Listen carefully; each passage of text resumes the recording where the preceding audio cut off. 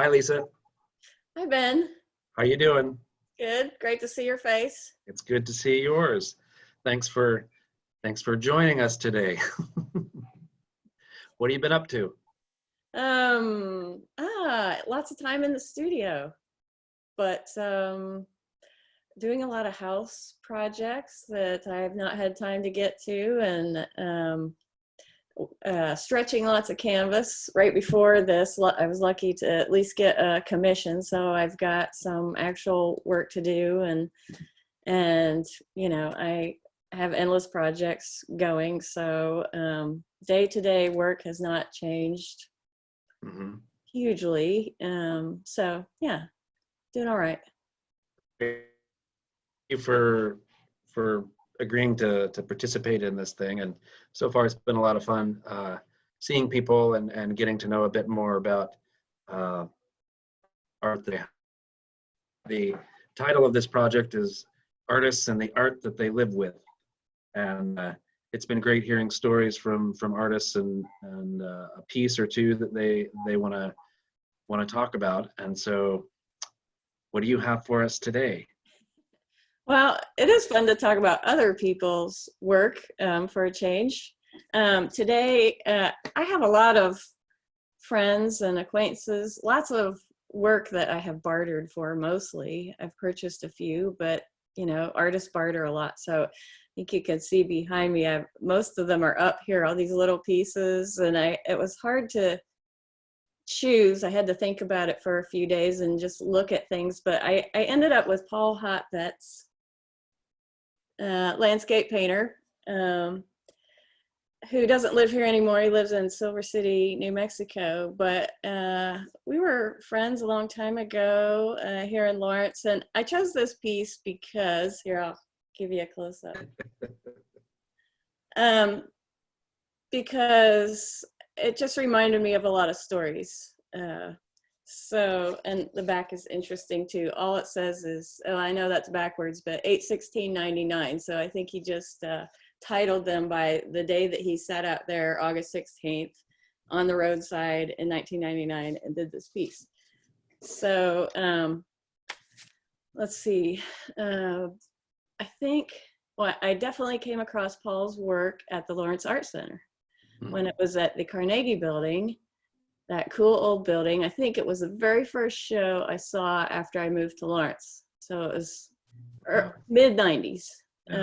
I don't know what year it was, but I just remember walking in there, and here are all these tiny little plein air paintings that were just captivated me, because they were about the most nondescript roadsides, trees, vague brushy areas, as a non-outdoorsy friend calls them, very Kansas, like every one of them was just like green and blue, roadside vegetation, nothing like extraordinary, just the most humble but beautifully painted vegetation and little white clouds. And I mean, but it was just Paul's like kind of painted journal of sitting out there, his process of going out, sitting in some roadside area and painting every day. I think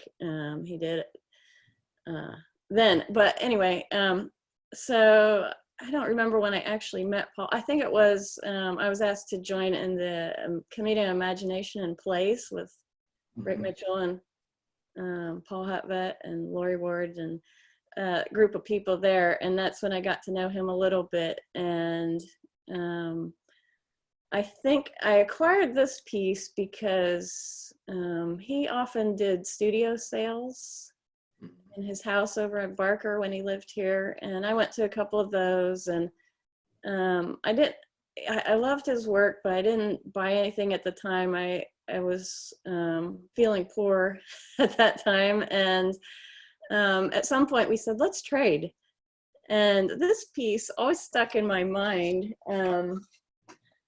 because it's kind of a weird composition with the road going that way and this telephone pole, but it was this telephone pole that just like drew me in. I'm like, I would never include a telephone pole. And I'm a plein air painter, and I paint big brushy areas and roadsides a lot too, but I usually just look past those things. Right. And he just really boldly included that telephone pole with wire going the opposite way out of the frame. And it was just, but it just would not leave my mind. And I thought, wow, that's cool. So it was like years later when we said, hey, do you want to trade paintings or something? And I have no idea what he took of mine. I can't remember. But I said, do you still have that one with the telephone pole in it? And he said, yeah, I think I do. So I went over and we exchanged these paintings, and I've lived with it ever since. So let's see. Do you have any questions at this point? Or I have other stories I could tell about it, but. No, I think that's great, and it's as a plein air painter yourself, and the strategy, I guess, on like what you not overlook, but don't include, I guess, Yeah. in what you're working on that's interesting to Yeah. think about. Like, he was just a master at, he still is, because I've looked at his website recently. Even he went to live in the Northeast at some point. Now he's in New Mexico, but he's just a master at these beautiful renditions of green leafy things, and like, not the biggest, most beautiful tree or whatever, but just these humble subjects, and they're just painted so beautifully. And simple skies too, nothing flashy. That's what I like about it. So yeah, anyway, let's see. I was gonna also mention that as a tangent, Sam Fuller Smith, I don't know if you've heard of him. He's a musician, but he reached out to me a few years ago and said, hey, I used to work at Art Frames. Remember Fred Sachs' Art Frames at 9th and Illinois? And I used to sell work there, frame work there, whatever. I think Paul did too. So Sam reached out to me via email. He lives back east somewhere, North Carolina or something. And he saw one of my sunset paintings and asked if he could use it on the cover of his album. And I was going to grab that. But anyway, I said, sure. And he has a song on it. They're very quiet, moody tunes, and I love them. So I said, yeah, use it. And one of them is Lullaby to a Ditch, or Lullaby for a Ditch, sorry. And it just occurred to me when I looked at this painting, because Paul was always painting these ditches, like, were you inspired by Paul's paintings for this lovely tune? So I just emailed him yesterday, and he responded, and he said he remembered seeing Paul's work. He wasn't sure if it was like directly inspired by it, but he sent me the lyrics, and like, I just thought it was so cool, this connection. Like, here's this local musician writing about ditches, painter, just very Kansas, I think. So anyway, it's kind of fun to make that connection. Now I need to contact Paul and see if he's ever heard this guy, Sam Fuller Smith, so known as the Whisperer. But I love his music, and Paul's paintings are kind of right there with it. So anyway, I could ramble on.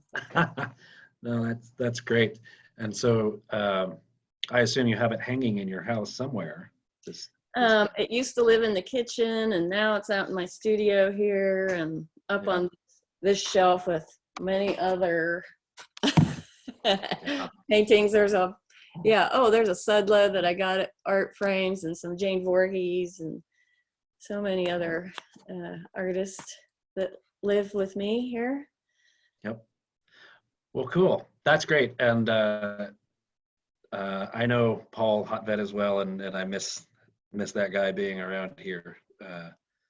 And yeah, he is kind of a unassuming. I think his paintings are also that, and it's an interesting thing when you get to know an artist and